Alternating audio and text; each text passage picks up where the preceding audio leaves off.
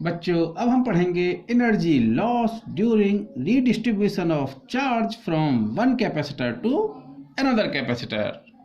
बच्चों हमारे ये दो कैपेसिटर हैं। Let it be your first capacitor जिसकी कैपेसिटेंस C1 है और ये V1 पोटेंशियल तक चार्ज है। ये कोई सेकंड कैपेसिटर है जिसकी कैपेसिटेंस C2 है और ये आपका V2 पोटेंशियल तक चार्ज है। और अब हम इस फर्स्ट कैपेसिटर के पॉजिटिव प्लेट को सेकंड कैपेसिटर की पॉजिटिव प्लेट से जोड़ते हैं और नेगेटिव प्लेट को नेगेटिव प्लेट से जोड़ते हैं और इस समकी को अब क्लोज करते हैं। तो बच्चों होगा क्या कि एक कैपेसिटर से यानी जो हाई पोटेंशियल पर है वहां से चार्ज उस कैपेसिटर पर जाएगा जो कि लो पोटेंशियल पर है। ये सिचुएशन कुछ ऐसे है कि दो वेसल्स हैं जिसमें डिफरेंट हाइट तक वाटर फिल है और ये एक पाइप के थ्रू आपस में कनेक्टेड हैं। इनिशियली जो टैप है ये आपका क्लोज्ड है और जब हम इस टैप को ओपन करते हैं तो वाटर जिस टैंक में या जिस वेसल में वाटर लेवल ज़्यादा है वहाँ से वाटर जाएगा और उस टैंक में जाएगा जहाँ पर वाटर लेवल कम है और वाटर का फ्लो तब तक होता रहेगा जब तक कि दोनों वेसल्स में वाटर का लेवल सेम ना हो जाए। यानी वाटर तब तक फ्लो होगा जब तक दोनों वेसल्स में वाटर का लेवल सेम ना हो जाए। कंसीडर किया कि ये आपका वाटर लेवल है यानी दोनों टैंक्स में वाटर जब सेम लेवल तक ना हो जाए तब तक वाटर का फ्लो होगा। और कैपेसिटर के केस में चार्ज का फ्लो तब तक होगा जब तक कि दोनों कैपेसिटर का पोटेंशियल सेम ना हो जाए। तो हम बात करते हैं वो कॉमन पोटेंशियल जब तक चार्ज फ्लो होगा। Let it be V, so that equal to Q upon C, यानी V equal to Q upon C होता है। So charge on first capacitor C1 V1 plus C2 V2 upon total capacitance that is the C1 plus C2, यानी this is the common potential. यानी जब आपका charge redistribute हो चुका होगा उस समय दोनों कैपेसिटर के पोटेंशियल की value V that is the C1 V1 plus C2 V2 upon C1 plus C2 होगी। तो बच्चों जब चार्ज का रीडिस्ट्रीब्यूशन हो चुका होगा तो हमें इस प्रोसेस में ये देखना है कि कितनी एनर्जी का लॉस हुआ। So initial energy of first capacitor let it consider U1 that is the half CV square, so that is the half C1 V1 square. यानी हमने फर्स्ट कैपेसिटर कंसीडर किया जिसकी कैपेसिटेंस C1 है और इसका potential V1 है। So energy of the first capacitor that is the half C1 V1 square. Similarly, initial energy of the second capacitor that is the half C2 V2 square. So initial energy of both the capacitor, let it be UI, so that is the U1 plus U2. So this UI and initial energy of both the capacitor that is the half C1 V1 square plus half C2 V2 square। तो बच्चों इसको हमने first equation consider किया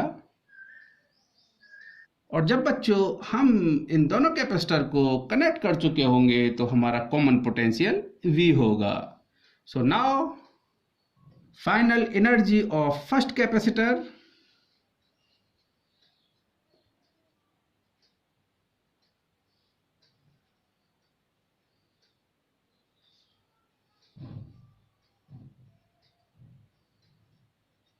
let it be U1 final that is the half C1 V square and final energy of second capacitor that is the half C2 V square. V is the common potential, so final energy, so total final energy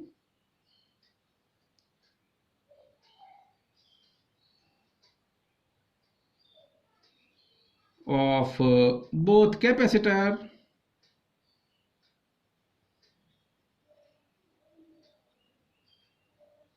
that is the U final, that equal to half C1 V square plus half C2 V square, और हम इसको लिख सकते हैं that is the half C1 plus C2 into V square. Let it your second equation. Now for further analysis we come to the next sheet. So from first sheet U initial, so this is U initial and this is the U final, and common potential V that equal to C1 V1 plus C2 V2 upon C1 plus C2. So energy loss during redistribution, let it be delta U. So this is the U initial minus U final. So from here delta U that equal to half C1 V1 square plus half C2 V2 square minus half C1 plus C2 into V square. So putting the value of V in this equation, so this delta U that equal to half C1 V1 square plus half C2 V2 square minus half C1 plus C2, and putting the value of V here, so this is the V1 C1 V1 plus C2 V2 upon C1 plus C2 का whole square. तो यहाँ पर delta U की value आपकी ये होगी। अब हम इसको फर्दर सिंप्लीफाई करते हैं, तो डेल्टा यू मैं यहाँ से बच्चों 1/2 कॉमन ले लेता हूँ, और ये टर्म आएगा आपका C1 V1 square plus C2 V2 square minus C1 V1 plus C2 V2 का whole square upon C1 plus C2। बच्चों अगर मैं इसको सिंप्लीफाई करूं तो हमारा एक्सप्रेशन कुछ इस तरह से होगा। तो बच्चों जब आप इसको सिंप्लीफाई करेंगे, यानी इन टर्म्स की मल्टीप्लाई करेंगे, और जब इसका स्क्वायर ओपन करेंगे तो टर्म्स आपके कुछ इस तरह से होंगे।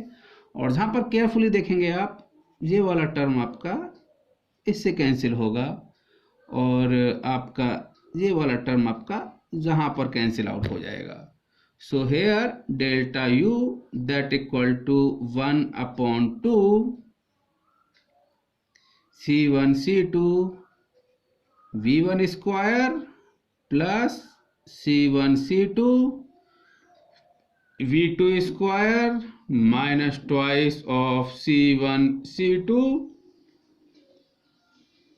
V1 V2 upon